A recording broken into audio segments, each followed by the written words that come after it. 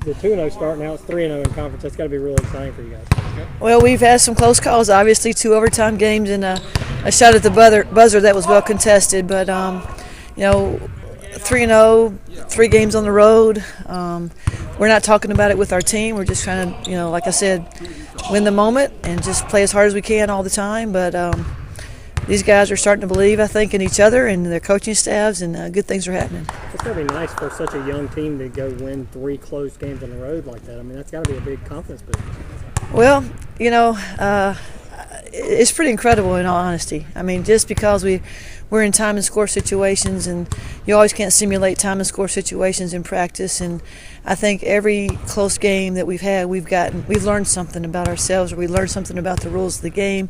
Advancing the ball in the women's game after a minute to half court has really been beneficial for us. But we've had various players make big plays throughout the course of the game and at the end. Now you have a really tough test with Chattanooga and East Tennessee State. You might feel like you've offended somebody at the SoCon office. Play 3 on the road and then come play these 2 tough teams. It's a big test for you guys. Well, our whole conference is just so balanced this year. I mean, you look at scores and a lot of scores are very, very close. You'll watch film and it's like either team could have won the game, and sometimes it just comes down to they had to foul at the end, so it expanded the score. But I think our conference, from watching video and seeing scores, is pretty balanced this year.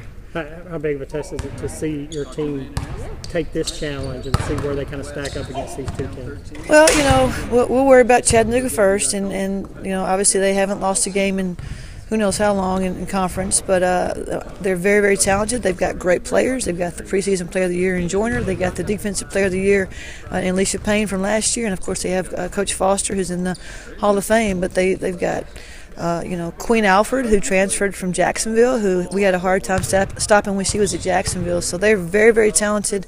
They're also very confident. They're well coached, and I think it'll be interesting simply because both of us are undefeated at this point.